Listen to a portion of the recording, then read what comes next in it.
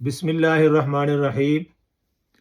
اس مرتبہ چونکہ برطانیہ اور پاکستان میں ایک ہی دن عید منائی جا رہی ہے،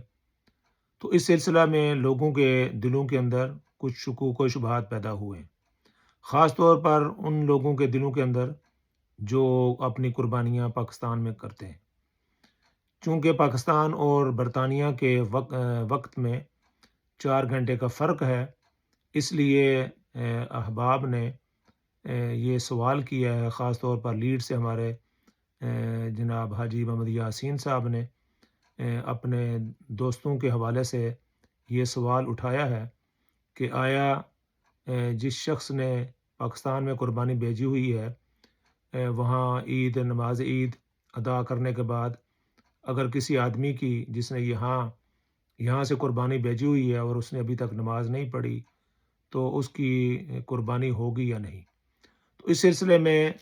اس مسئلہ کی دو صورتیں ہیں جو علماء نے، فقہاء نے بیان اور مفتیان کرام نے بیان کی ہیں۔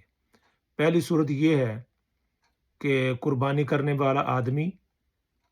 بھی اسی شہر میں ہو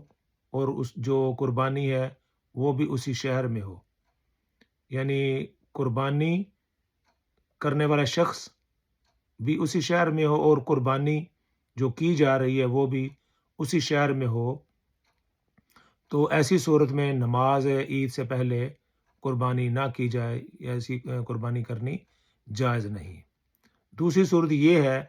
کہ آدمی تو ایک شہر میں ہے اور قربانی دوسری شہر میں ہے،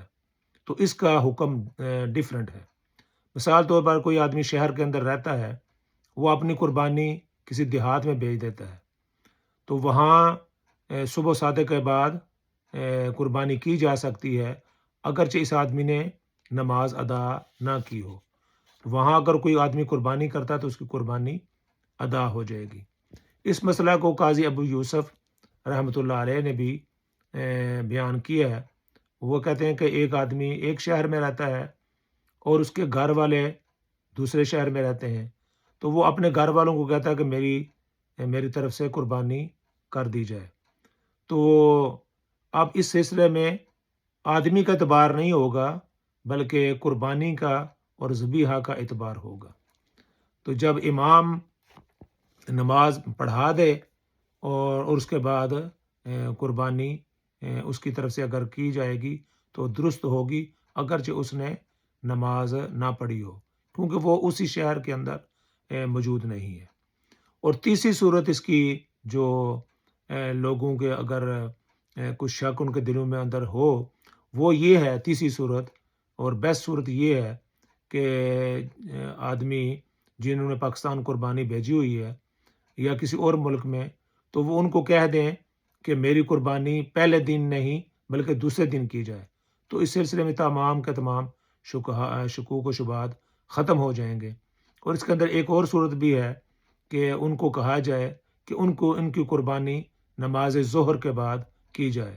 یا نماز عصر کے بعد کی جائے، تو اس صورت میں یہاں آدمی نے نماز پڑھ لی ہوگی، تو اس صورت میں بھی وہ ان کی قربانی درست ہوگی اور وہ ان کو اطمینان حاصل ہوگا۔ تو یہ تمام صورتیں ہیں، جو صورت انسان کے دل کو مطمئن کرتی ہو وہ اپنا لی جائے، اور خواہ مخواہ شکوک و شبہات کے اندر نہ خود پڑا جائے اور نہ ہی لوگوں کے دلوں کے اندر شکوک و شبہات پیدا کیے جائیں۔ اللہ تعالیٰ مجھے بھی اور آپ کو بھی اس کی توفیق عطا فرمائے۔